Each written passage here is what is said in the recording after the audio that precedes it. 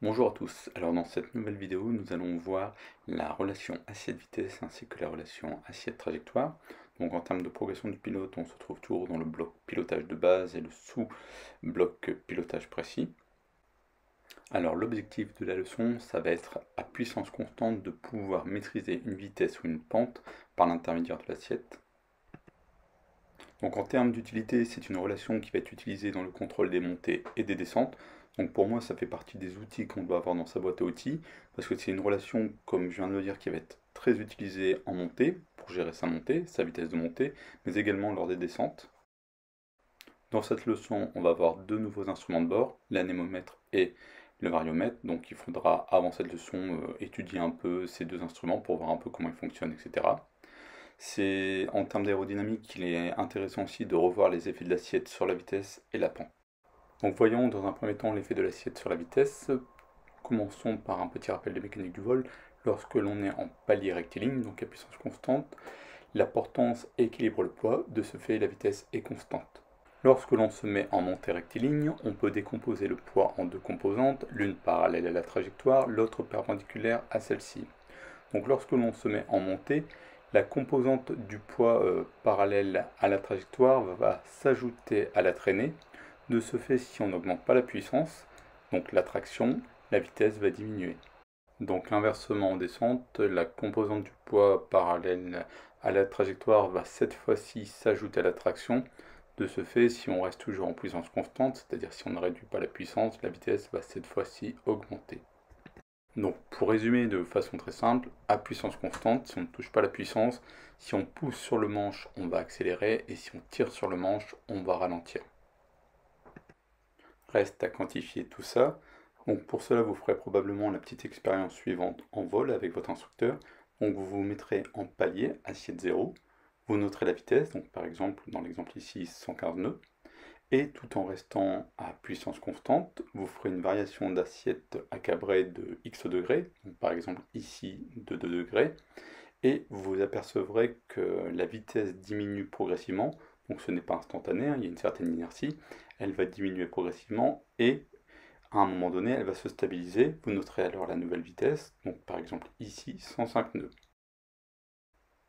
On fera ensuite la même expérience cette fois-ci en descente, donc à puissance constante on affichera une assiette à piquer de moins 2 degrés, on verra que la vitesse augmente progressivement jusqu'à se stabiliser. On notera la nouvelle vitesse, donc ici 125 nœuds. Donc en conclusion et en faisant un petit produit en croix, on s'aperçoit qu'une variation d'assiette de plus 1 degré correspond à environ moins 5 nœuds ou moins 10 km/h, et inversement, une variation d'assiette de moins 1 degré correspondra plus ou moins à plus 5 nœuds ou plus ou moins 10 km/h. Donc ce sont bien évidemment des approximations. Donc comme je vous l'ai dit au début de la vidéo, c'est un outil que l'on va pouvoir utiliser pour maîtriser la vitesse en fonction de l'assiette. Et comme pour la compensation, il existe une méthodologie appliquée. Donc la première étape, ça va être de définir la vitesse cible. Donc en fonction de la vitesse cible, vous allez pouvoir définir un écart de vitesse avec votre vitesse actuelle et convertir cet écart de vitesse en écart d'assiette grâce à la relation plus ou moins 1 degré égale plus ou moins 5 nœuds ou 10 km/h.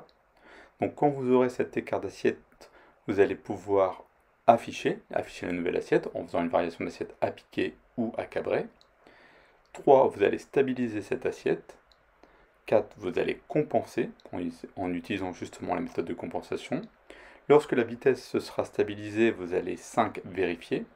Si la vitesse est bonne, ben c'est bon, vous avez la vitesse que vous voulez, vous poursuivez votre vol. Si vous avez toujours un delta de vitesse, vous repartez à l'étape 1 et vous recyclez. Avec un petit exemple, ce sera plus simple. Donc ici, on est en montée à 80 nœuds, la vitesse affichée, et on veut, à puissance constante, avoir une vitesse cible de 110 nœuds. Donc 1, on calcule le delta de vitesse, donc 110 moins 80, 30 nœuds. On convertit en delta d'assiette, donc on a dit 1 degré, 5 nœuds. Donc pour 30 nœuds, on va donc avoir 6 degrés. Comme ici, on veut accélérer, ça sera donc moins 6 degrés. Donc 2, on affiche l'assiette, on fait une variation d'assiette à piquer de moins 6 degrés. On voit que la vitesse diminue. Donc on voit également que la vitesse diminue progressivement, hein, c'est pas instantané, il y a une certaine inertie. Donc on maintient l'assiette et on attend que la vitesse se stabilise.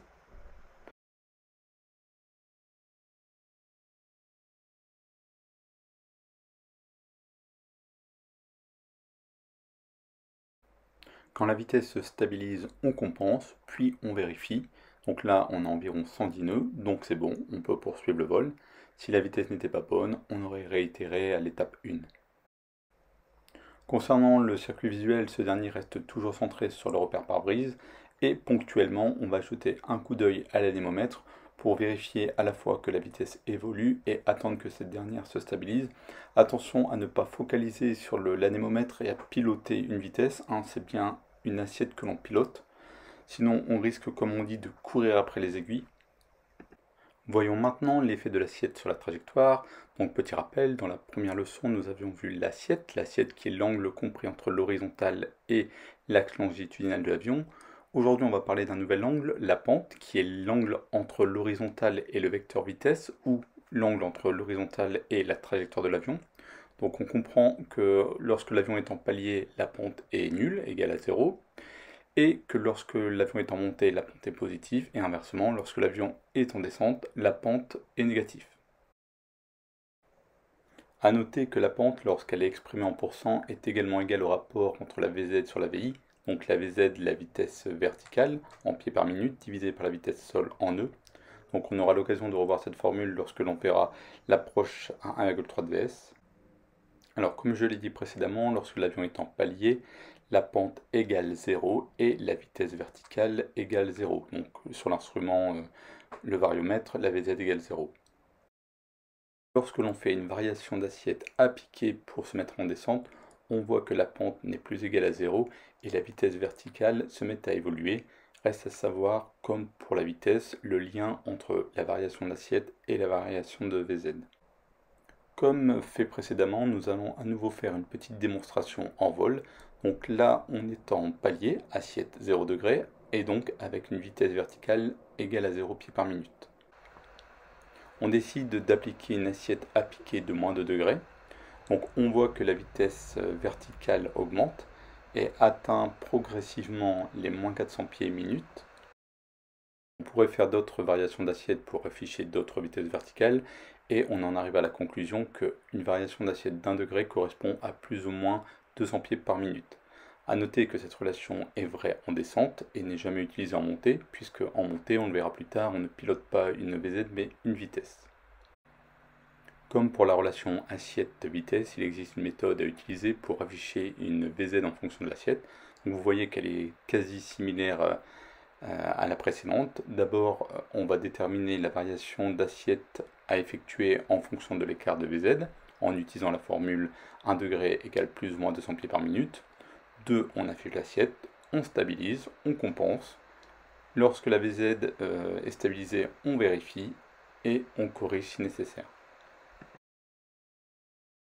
Dans cet exemple, on a une Vz affichée de 0 pieds par minute, hein, on est en palier, et on veut se mettre en descente avec une Vz cible de moins 600 pieds par minute. En utilisant la formule 1 degré égale plus ou moins 200 pieds par minute, on voit donc qu'il faut faire une variation d'assiette à piquer de moins 3 degrés. C'est ce qu'on fait ici. On voit que la vitesse, la Vz diminue progressivement jusqu'à se stabiliser. Ensuite, on va compenser et pour finir, on va vérifier. Si la Vz est égale à moins 600 pieds, on poursuit la descente. Sinon, on revient à l'étape 1 et on corrige. Concernant le circuit visuel, toujours centré sur le repère pare-brise, avec de temps en temps un coup d'œil au variomètre pour voir l'évolution de la vitesse verticale.